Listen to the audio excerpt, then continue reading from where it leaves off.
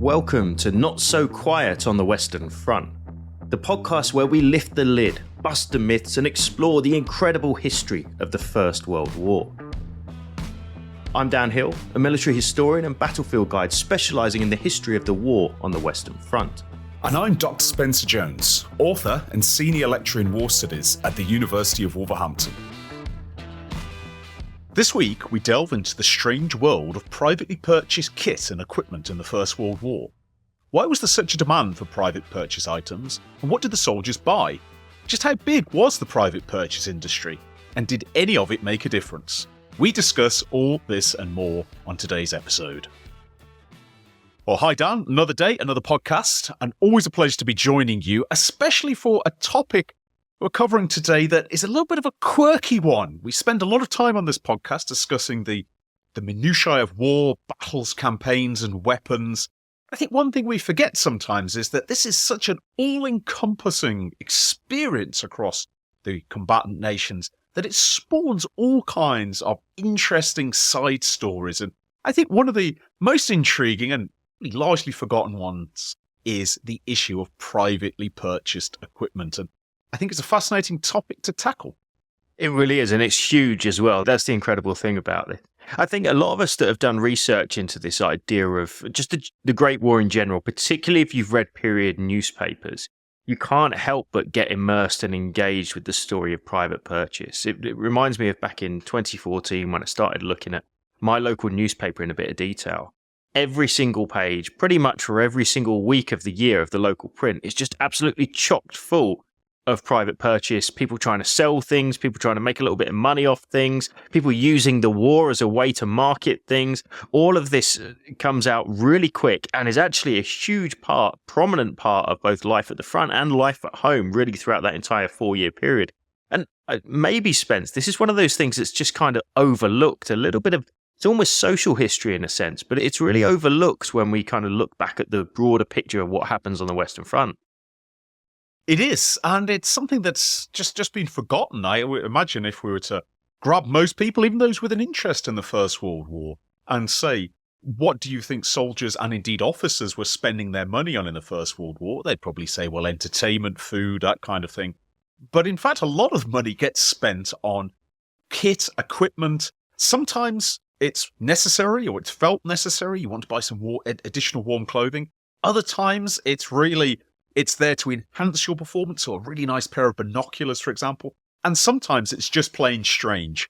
And we're going to be getting into some of those slightly stranger items as we go along. But there is a huge industry, and this industry exists in all the major combatant nations. So France, Germany, Britain, the United States. It's a smaller industry in Germany because Germany is under much more economic strain. And really the private purchase industry in Germany is in quite noticeable decline, really from 1916 onwards. Never dies out completely, but it does go into decline. But on the other hand, Britain, France, and the United States have really huge, booming private purchase industries, which sell everything you can think of for soldiers in the front line. And I think one thing to really start with, Dan, is it may seem strange now in the 21st century, but the idea of officers, at least, and this applies to the British, the Germans, and the French, and also the pre-war American army as well. The idea that officers would have to buy their own equipment, or at least their own uniforms, was actually very common in a lot of these armies. Yeah, and particularly going back into the 19th century and even earlier, we find that different regiments have different traditions, we have different elements of style. Bear in mind, what we're talking about here is a young group of men, typically, who are pretty keen on the latest fashions and looking good and showing off their regiment, showing off their own kind of personal wealth. And back in the 1800s, one of the great ways to do that is to wear quite a lot of your personal wealth in the form of expensive gear and equipment.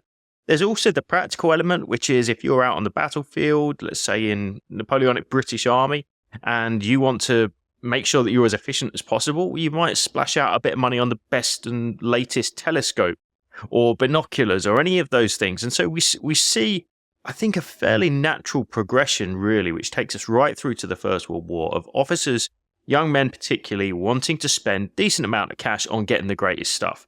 You'll see it today if you walk into a trainer shop somewhere, or a sneaker shop for our American listeners, somewhere in town. The young lads, 16, 17, 18, want to spend as much money as they possibly can on the latest sneakers or trainers. It's understandable. I did it for a while. Can't be bothered with it anymore. It's far too expensive.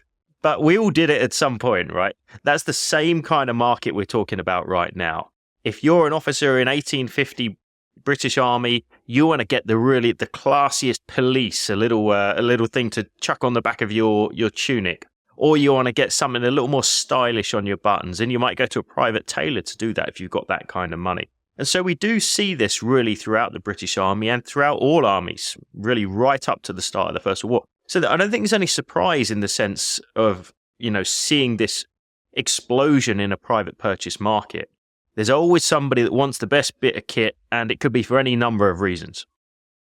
Very, very true. And as you were just saying that about buying, the latest fashions and so on, I think that's a great point that we're apt to forget that the officer corps of all the major armies is young men. And young men in particular, in the British, the German, to a slightly lesser extent in the French and the American army, a young man of a certain class. And they want to look a certain way. And they want to have the best equipment. And in the British Army, once you graduated from Sandhurst, on the very eve of the First World War, you were actually expected to buy your own uniform. And a grant was available for you if you did not have the money to do it. But it was not a generous grant, and it was a little bit embarrassing to have to apply for it. And just give you an example of that, listeners. 20 years later, almost, David Niven, of course, Hollywood star, he received a £14 grant to pay for a total cost of £55 of his equipment that he had to buy. So the grant wallet was not generous at all. And officers wouldn't just buy kit, they'd actually buy their own uniforms as well. And you made a great point, Dan. There's different uniform makers in Britain and indeed other combatant nations.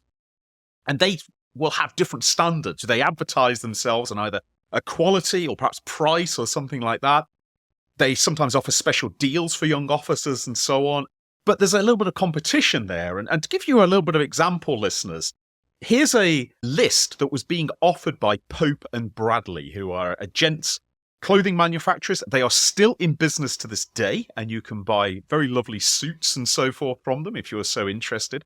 Pope and Bradley advertised themselves during the First World War as being a good value producer of uniform equipment. And they did a special deal for young officers as soon after the First World War had broken out in Britain.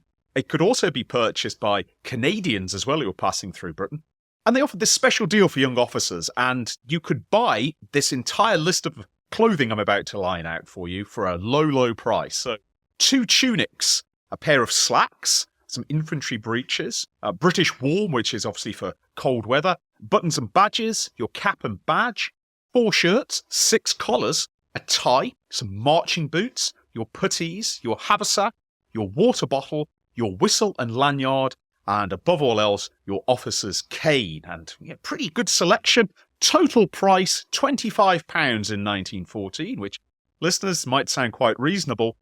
But if I told you that's £3,000 in 2025 money, gives you some idea about how expensive it was to be an officer. And I must stress, Pope and Bradley were considered a good value provider of uniforms. If you were in what the British Army called a smart regiment, so the Guards or certain really top-line regiments, really elite regiments with high standards, a lot expected from you, then you could probably double that. So you'd be paying about £50 or £6,000 in 2025's terms. And this is just so you can get dressed to go to war.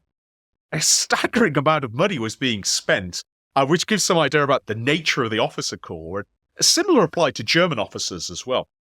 They had their own clothing manufacturer, their own outfitters. French officers too, but French officers had a much higher proportion of men who'd come from the ranks. About 1 in 3 French officers in 1914 had come from the ranks compared to about 2% of the total British officers in 1914. So a lot more men had come up through the ranks, didn't have that kind of money, and they would receive grants to actually buy their uniform. But even these men would often take out loans so they could buy the latest uniforms, latest gadgets to go with them and so on and this sort of thing. And so longer service officers in the French army, in the German army, they're paying about the same equivalent as a British officer in 1914. And so what I want to get across, Dan, is this idea that it was quite normal for British Army officers to pay a lot of money for all this kind of gear. But at the same time, there was almost no market for the common soldier, because the common soldier doesn't have that kind of money. And in the continental armies, France and Germany, well, you're doing your national service and you're going to leave. You're probably not going to invest in this. The British Army volunteer, long volunteer army, you've got that kind of thing, but the soldiers aren't paid well enough to really do this. So what changes in 1914, of course, is the market expands, and you get thousands of new and inexperienced officers from around the world, in Britain, in Canada, Australia, not to mention Europe. You get millions more soldiers, many of whom come from middle-class backgrounds with a little bit more money, some disposable income. And into this, you suddenly have an unprecedented demand for uniforms and equipment. And this is really the true beginnings of what we'd refer to as private purchase in the First World War. And it can lead to some pretty demanding shopping lists. Yeah, it's really interesting. Just as you were talking about that and mentioning £25 really for a standard line regiment, perhaps £50 or even more for a Guards regiment or the HAC or one of those really prestigious units. What's interesting, just to go back just 1 second here, the idea of this, of course, is historical, goes way back in 1812, 1815 in the Peninsula.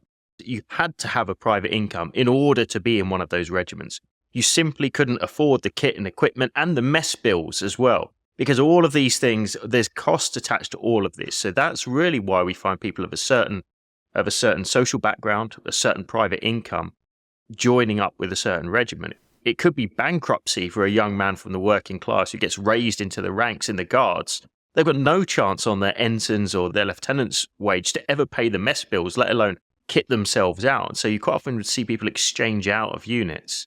Now, when we get to 1914, as you say, all of a sudden, there's loads of people need loads of kit, and there's lots of organisations who are willing to capitalise on that. And they're going to move into their own little sectors where they can start to, if you like, invest in trying to make some money.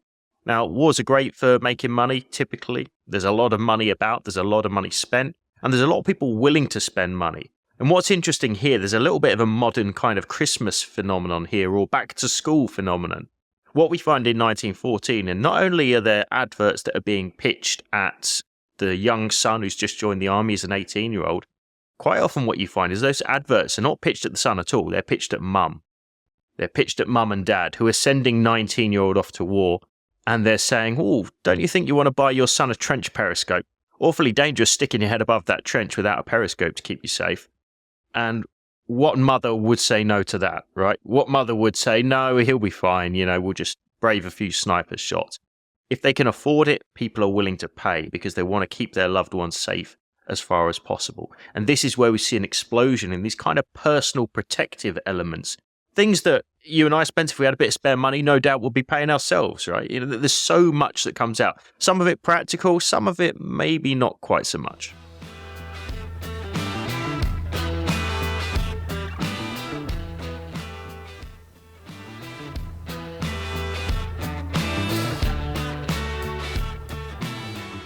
What's interesting is the way the market evolves as well, as the war goes on and more people are drawn into it.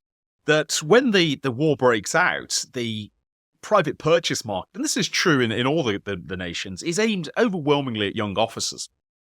Sell them the uniform, sell them the latest kit, because they've got the money, as you've laid out. Now things change a little bit. With the war, there's just an incredible demand from young officers, overwhelming demand, and the private purchasers find lots and lots of new companies start to appear to take advantage of that. The traditional companies can't keep up with it. And then you have millions of soldiers as well, a bit of disposable income who want to spend. And what's interesting, and you've sort of raised this point, is the manufacturers start to target adverts because, listeners, these products are advertised vigorously in magazines, in literature, sometimes even on posters or billboards. They're advertised in newspapers, even in Britain. And I don't have the evidence of this, but I suspect it's true in other combatant nations. By the Christmas of 1916, there's Christmas catalogues that you can have. They'll be in a store, you could look through them, or you can have them posted to you for a small fee, which are full of military items. for British buyers. And the idea is get this catalogue around about October, choose what you want, and we'll send it directly to the Western Front, or indeed any other front, to actually make sure your loved ones have a wonderful gift at Christmas. That's the scale of production. And initially the advertisers, as they had done before the war, they aim at the smart young man. They emphasize how good you're going to look in this uniform, how you're going to stand out amongst your comrades. But pretty quickly, by 1915, the advertising starts to change. And as well as advertising at smart young officers or indeed smart young soldiers, there's also a concerted effort to advertise towards women. Mothers, wives, sisters. Buy something for your husband, buy something for your loved one, make him safe, make him comfortable, brighten his spirits. And this image of the soldier receiving this gift and he's thinking very, wonderful thoughts about his loved one far at home, and show your loved one how much you care by buying him a suit of body armor, a trench periscope, a new pistol, or if you don't have that kind of money, because those are high ticket items, buy him a scarf. Buy him some luxurious gloves, this sort of thing. And it is a huge industry. We don't have statistics for how much money it makes over the course of the war, but there is a huge one here. And something that's quite interesting, I think, Dan, is that there's actually really famous brands start selling private purchase items to the trenches. Well, that's the thing. There's so much money floating around in this. Bear in mind, the army is expanded exponentially. And there is so much money knocking about and so many people willing to buy things, particularly as we come up to the first Christmas of the war, that even the big companies are getting involved. Famous, really high-end luxury companies like Burberry, who are famous for their coats, they're going to start making waterproof officers' greatcoats. They're going to start making things that can be worn by an officer of a certain amount of money with a certain amount of class in the trenches. Get you a Burberry overcoat. Totally waterproof for Christmas. So when they're freezing in a trench on New Year's Day, they're going to be really happy and they're going to look pretty good too. At the same time, you can send a hamper. You can there's a service at places like Fortnum and Mason's. You can apply to them and you can say, send a hamper to my son. Here's a load of money. These are the kind of things that I want to put in it. There's a big long list and you can pick things out. John Kipling, the son of Rudyard Kipling, famous young soldier in the middle of 1915, when he gets out to the Western Front, writes a huge long list home to his parents saying, please can you get me all of this stuff? Fortnum and Masons can do it all, get them to chuck it in a hamper and get it posted out to me out here on the battlefield. And he talks about razors and different bars of soaps and types of sock and oil for his lamps and any number of things. But, all of these organizations are going to start promoting things specifically towards the soldier on the front lines. You're going to see Beecham's, the famous throat lozenges and sweets. You're going to see Wilkinson's razors. You're going to see Boots pharmaceuticals. Any number of, and then as we come slightly lower down the scale, you get any number of weird ointments and drops and tinctures.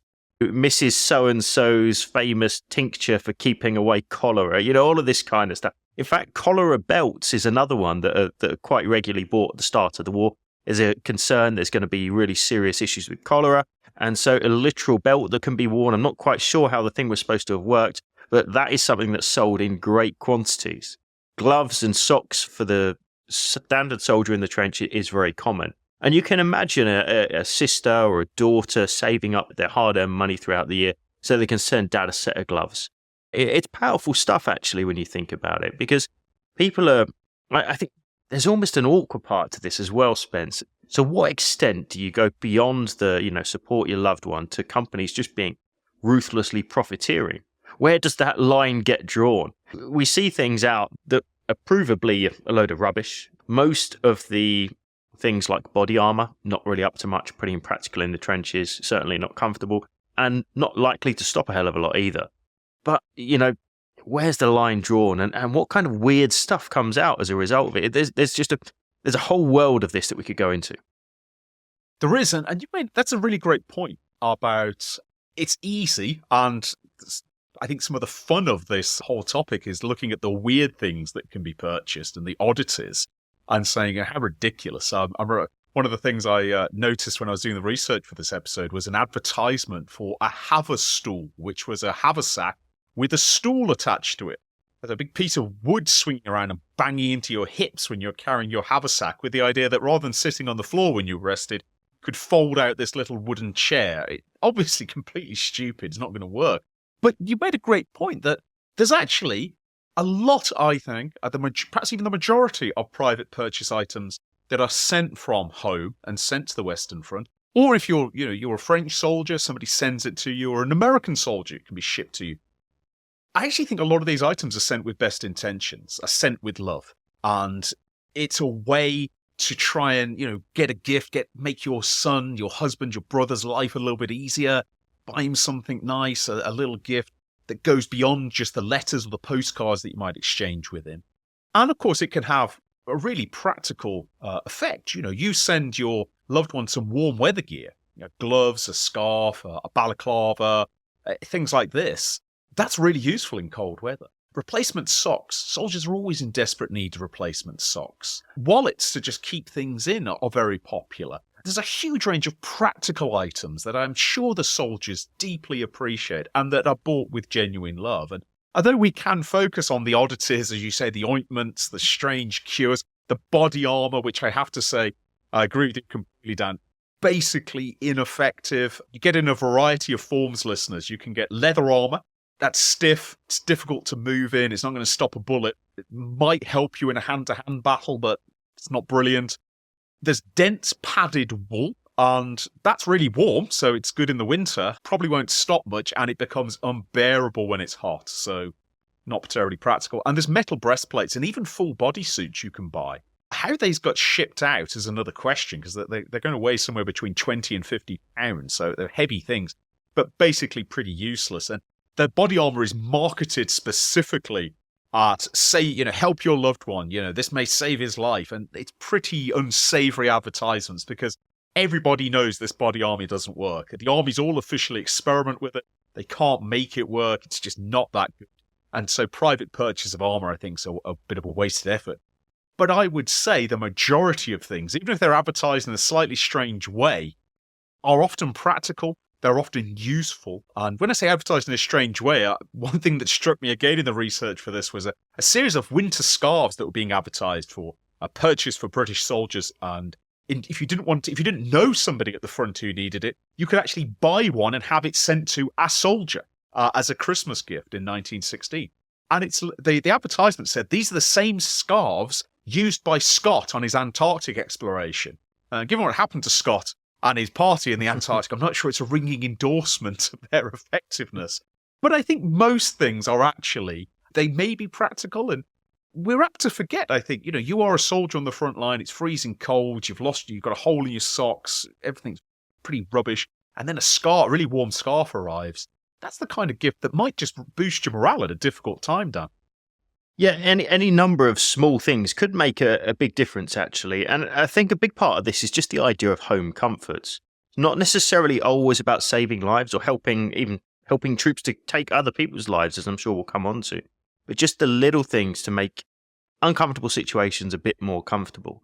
It's interesting when you talk about the marketing as well, Spence, because there are a couple of bits that you see that really come to the fore as part of that kind of marketing wave that goes about in 1914. And in a large way, it follows really how kind of public sentiment's going. So we see lots of things. The word empire tends to appear all over the place. You see lots of things that are specifically marketed as being British made. It's almost, but not quite, support the war effort. This is what we're doing. Support us by getting British made socks, or, eat this ham that was farmed in Britain, all of this kind of thing. So it's a little bit mischievous to a certain extent. And then you get things that are not specifically mentioning life in the trenches, not specifically targeting soldiers, but to all intents and purposes are doing exactly that, although they're not saying it out loud. One of which I'm just looking at right here as I was researching for this today is something called Velveeta cream, which is quite an unusual one. It's a dainty toilet cream, nature's best safeguard for the complexion and the skin, at a fairly nominal 6 pennies or 6 shillings and 1 penny. And Velveeta cream, it says here, preserves the skin in hot weather, preserves the skin in cold weather from the dry wind, cold atmosphere, and prevents chaps. This is a cream that's literally designed to soothe people who are, for whatever reason, having to, use the toilet in an outdoor situation. So you can take that from that as you will, as to who the target audience might be in January of 1915. So there are any number of things along those lines. Obviously, you get the clear ones, which, for example, Crabbe and Sons here of Hitchin in Hertfordshire. They're specifically targeting that they're selling trench coats, of course, become very famous later. They're also saying that they're selling British warms, leather waistcoats, fleece slips, greatcoats, cardigan waistcoats, sheepskin linings, gum boots, and oilskins. So complete kit in 36 hours. Everything is in stock. So clearly this is a direct push towards soldiers in the front lines. We also see, though, Spence, some more unusual ways of marketing. The one in particular that I was looking at before, I think you've got this in front of you as well. The 2 ways of helping to win the war. Of course, targeting doesn't always go directly to the soldiers. It can also be to the consumer at home. So we've got here part of the international stores who are making a short advertisement. This is one of my absolute favourites. This is international stores billed as the biggest grocers in the world, and they are advertising to the British public 2 ways of helping to win. First, buy national war bonds. Buy as many and as often as you can. The greater your purchases of national war bonds, the greater the comfort of the armies fighting for you. The greater the power of the offensive, the sooner will come the battle which will force the peace terms that you want. You can purchase national war bonds at any money order or post office from £5 upwards. Sounds good. Contribute to the war effort. All nations fund the war through war bonds. But there's a second way that international stores want you to help the war, and second, drink coffee for breakfast. To alter your breakfast taste for the time being is not a great sacrifice, but it will enable the food controller to more easily cope with the present shortage of tea. You can purchase at the International delicious pure coffee, 1 and 6 and 1 and 8. And this is actually referring to the fact there was a tea ration, or there was serious consideration about a tea ration being introduced in 1917. Britain drinks a great deal of tea. Obviously, the U-boat offensive is ravaging trade. But what Britain did find itself with a bit of a surplus was coffee. And so drink coffee for breakfast. Give up your tea. Drink coffee, more of a continental and an American style than British. And of course, international stores will be happy to provide it to you for a very reasonable price. What's fascinating about this advert, Dan, is it's combining 2 quite wildly disparate ideas. You invest in national war bonds, which are expensive, or drink coffee. And both of these, it implies, are going to help to win the war at exactly the same speed. And I think that's a great example of this, the tone of so many of these adverts, that it's not just about buying a product. This product's going to help the nation, the Allies, win the war. And they're certainly not unique in that. I've got one, but my personal favourite, actually, I found this morning, I had not seen before, that I've got right in front of me here. And this is called Ward's Anti-Zepp Blinds. So if you do need a set of blinds or curtains for your house, why not get ones that can defend against Zeppelins? This is a great thing to do. This is a 1915 advert at the height of the Zeppelin crisis. So it says, effectually obscure the light in artistic green shade, complete on spring or pulley rollers. So this is the blackout, effectively, and somebody's selling specific blinds which are going to be anti-Zeppelin. This is some pretty questionable marketing here. Bear in mind, look, these companies, they're in it for the profit. They're not doing it necessarily because they're trying to, there's no discount because the war's on, let's put it that way. This is a good opportunity to make a few quid. And let's be fair, Spence, they're certainly not the only people that are doing it. And it's not only happening in the UK either, because actually you can go way out to the battlefields and just behind the front lines, you're even seeing this kind of makeshift idea of private purchase come about. You can get hold of pretty much anything, anywhere you want. There's always somebody willing to sell something to you. There is, and I've got no proof of this. Soldiers don't really talk about it, but I'm convinced there's probably some enterprising chaps, perhaps working in the Army Service Corps or the French or American equivalent, who've got a little storehouse of things they can sell. And one thing that does come out of letters and literature and post-war memoirs is new soldiers, green soldiers, inexperienced soldiers coming to the Western Front. It depends a little bit on where you are on the Western Front, what part of the front you're in. But quite often you are going to meet what we probably now call salesmen or hawkers who are going to try and sell you things. There's a roaring trade in rear areas of all kinds of things. Now, some of this is frowned upon by the authorities, such as selling alcohol between one another. gambling sets as well. So Crown and Anchor is a very popular game, especially in the British Army. And ideally, you need a board for that. You can improvise one. Crown and Anchor boards get sold a lot behind the lines. Things like this are frowned on, but there's also this whole range of things that aren't frowned on, and it varies enormously. One of my favorite things that gets sold by a lot in, especially really, we really start to come across it in 1918 when you get lots of American soldiers arrive, is Lucky Charms. There's a huge market for Lucky Charms across all nations. Soldiers will often create their own Lucky Charms. There is some what we might call private purchase Lucky Charms. So in Britain, for example, I've seen advertised lucky coins that you're supposed to buy and, you give to a loved one and they put it in their jacket pocket and it's going to protect them. You can buy 4-leaf clovers preserved in amber, for example, and that you're encouraged, buy this and send these to a loved one to protect them from harm.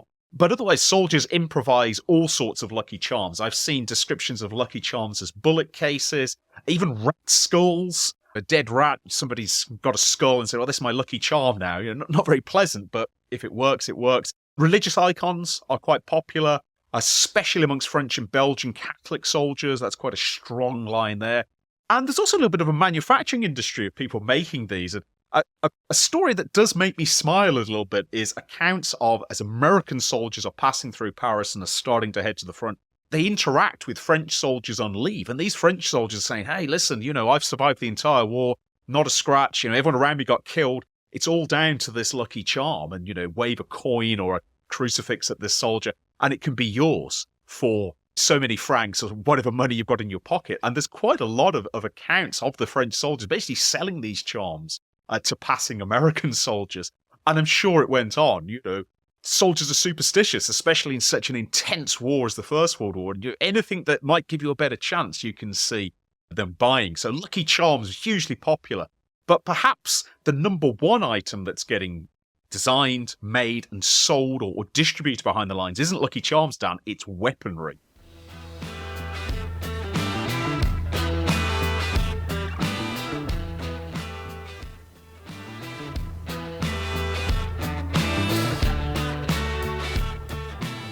Certainly, weaponry is a really big deal, and you only need to be in a particularly tight scrape once or twice in a really dangerous situation. Usually, in very close quarters situations, where you're going to start to realise that actually some kind of weapon may have a real practical outcome on your chances of surviving an encounter. And trench raiding is a really big one for this. So, as the war develops, trench raiding becomes more aggressive, becomes more commonplace, and also the practicalities of fighting in a trench in close confined spaces become clearer. And so we see all kinds of things that get made in really ad hoc behind the lines positions. Things like trench clubs. They're a really big deal. Some of the old sweats who spent time in South Africa may be aware of things like knobkerries and these kind of handheld clubs and batons, which can be very useful in knocking out or disabling an enemy. Of course, you don't always necessarily want to kill your opponent when you're in a trench raid. Sometimes you want to just drag them back across for a further interrogation in your own lines. Knuckle dusters with knives welded or stuck onto the end of them. Pistols with bayonets, sometimes with spring-loaded fold-out bayonets, which are really unusual. A very common one is to get something like a rounder's bat, which then is hollowed out at the top, has a lump of lead or some other metal poured into it, and then studded with a load of hobnails from a set of boots. These can be made behind the lines. They can certainly be bought behind the lines. It might be as simple as getting a rounder's bat and wrapping some barbed wire around it. These can be very effective weapons. They're pretty mean-looking things, and in fact, in certain units, they're even handed about within the unit. So it might be that a company commander or a battalion commander has said, right, bit of budget, let's buy a few trench clubs, and whoever's out the next trench raid, they can take one of them with them. So it's amazing how these things come about, but you can understand it in the same sense because the stakes are so high. You can, and it's not entirely clear where the impetus for what we call trench raiding weapons comes from. It's interesting that the British Army only recognises 3 types of equipment, weaponry, I should say, to go into a trench raid: revolvers, rifles, and bayonets. But in fact, we know from photographic evidence, from numerous written evidence, that raiders of all nationalities go into action armed to the teeth, almost armed medieval style. And I think you made a great point, Dan, that you only need one close combat encounter to realize that, you're fighting in a narrow trench and an enemy's coming at you with a boot knife and you're trying to get your rifle and bayonet at him, it's not great. And so trench raiding equipment often emphasizes really brutal close combat equipment. Some of it is made in the cities in the various countries, applies to all the combatant nations, and then is shipped out. But a lot more of it is made behind the lines. If you've got somebody who knows a little bit about weapon manufacture, perhaps a blacksmith or somebody with some experience, or even, and bear in mind, with mass conscription, you are going to get gang fighters and thugs drawn into the army too. They might know how to put this together.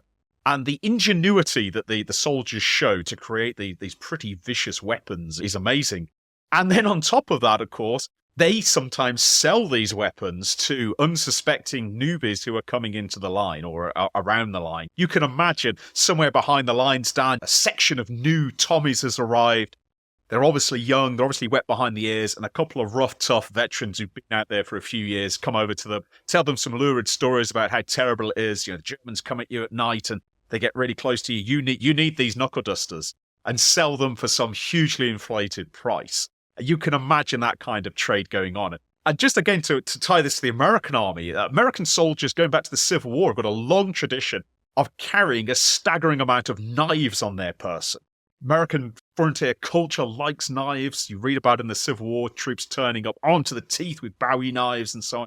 And you get a little bit of it, the doughboys as well, where they're packing knives into their belts, they're packing clubs into their belts, and they're expecting the most ferocious close combat you can imagine. And I wonder how many of these actually get offloaded as the campaign goes on in the heat of summer 18.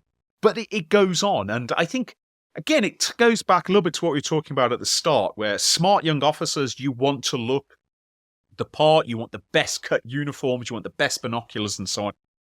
Well, by 1918, if you're a young soldier, or even a not so young soldier, and you want to look like a veteran, you want to feel cool and you want to feel masculine and dangerous, buy a knife from a guy behind the lines, buy a set of knuckle dusters from, this rough, tough corporal you happen to know, buy a Lucky Charm off a French soldier, and suddenly you start to look like a veteran. And I imagine that there must have been one or two characters wandering around looking like they were ready to fight medieval wars by the end of the conflict. Yeah, absolutely. And as you were describing that there, I was thinking of, there's almost a little bit of crossover here with souvenir hunting as well, because you also get things that exchange in that way. So either through capturing of a trench or capturing a position, or literally just looting a prisoner. The Australians are famous for this. Great, tough fighters, love to steal stuff off enemy soldiers and potentially off people from other nations as well who are technically on their side, but they're very effective at what they do. And there's a great character, I think his name is Barney Hines from memory, Liverpudlian, and he's famously photographed absolutely caked in German clobber that's been captured and been taken off various people, including trench clubs and bayonets and helmets and machine guns and bullets and all of this kind of stuff. But it's that kind of culture out on the Western Front. Really, the old veterans, everybody's got a story. They've all got a bit of private purchase kit. Maybe they've picked up somewhere else. Maybe they've taken a German officer's periscope. All of these kind of things. And they hold a certain value. I think they also, in some cases, hold a sentimental value. In fact, we can even see that if we go back to the UK. If you look at articles in newspapers back at home from 1916-17, there are literally people who are willing to take souvenirs that have been sent home and sew them onto a bit of clothing for you. Oh, did your husband manage to capture a Prussian Guard's insignia? Great, send it back here. We'll put it onto a little napkin for you and we'll make a display item out of this. Or has he sent you his own cap badge? Let's create something along the lines of a sweetheart brooch. All of these kind of things come about. And so, the trade really, the idea of the fighting front and then transplanting back to the home front, and then stuff, of course, going in the other direction, as we've already discussed, is really common. And with this very fast, very efficient postal system going back and forth really throughout 4 years, there's no great surprise that there's such a huge amount going on. It's a staggering subject, Spence. In fact, it's so important, so fascinating. I'm going to suggest that we come back and do a second episode on this because there's so much more we've got yet to discuss. So loads and loads for us to cover. Just let me ask, by finishing off this episode, though, with this one, what is it that you find? Is there one thing that stands out for you in terms of private purchase in the Great War that is really the just encapsulates the idea so well? Wow, what a difficult question. Boiling it down to one item. Do you know, just as you asked that, I was thinking, well, unusual weapons or a body armor in some ways encapsulates the silliness or perhaps the unsavoriness of private purchase. The stuff that isn't going to work or stuff that is extravagantly expensive and is relatively niche, only available for certain people. And I'm thinking here of Winston Churchill, of course, is Lieutenant Colonel of the 6th Royal Scots Fusiliers in early 1916. And he turns up to take over his role as the commanding officer here with a portable bath, which was a private purchase that you could cram into a dugout. It had its own water heater, and it would heat up the water for you, and you could climb in and have a hot bath. And not too many of those floating around the Western Front trust Winston Churchill to have it. But I'm discounting those because they're novelties and they're odd and, they entertain and amuse us because they're unusual. I think really that the epitome of a private purchase item is an item of warm weather clothing. And I know I mentioned about scarves and, worn by Scott of the Antarctic wouldn't encourage me to buy it, that's for sure. But the idea that you've got loved ones at home who are thinking, winter's coming, perhaps it's, September or even October, it's going to be really cold. We're going to buy Bill or whoever, Bill, Fred, or indeed French, German, and American soldiers. We're going to buy these men something to keep them warm.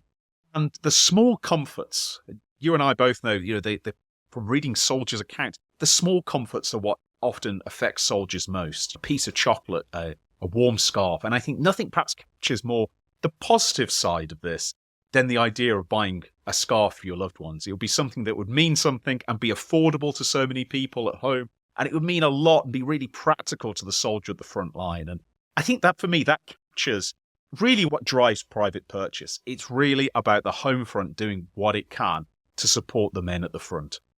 Fantastic. And we just want to finish off by thanking you guys who have already come along and joined us on our brand new platform, The Dugout, where we continue the conversation.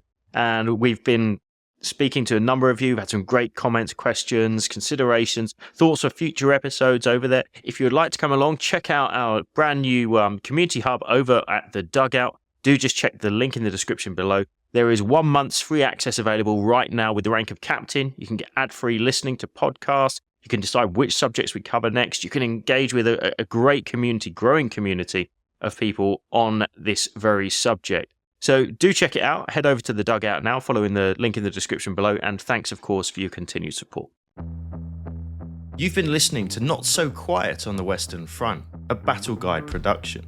If you've enjoyed this podcast, why not check out the Battle Guide YouTube channel, where we regularly release documentaries exploring some of the most famous and extraordinary episodes from throughout military history.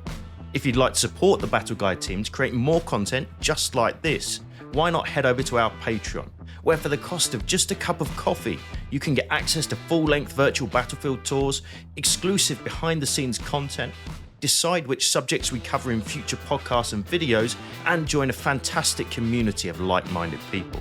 That's all this time. See you again soon. And so here we are, Spence, back in the dugout once again. Huge thank you to everybody that's come along and joined this ever-growing community. It's been so great to see so many comments and questions, particularly about the books you've been reading.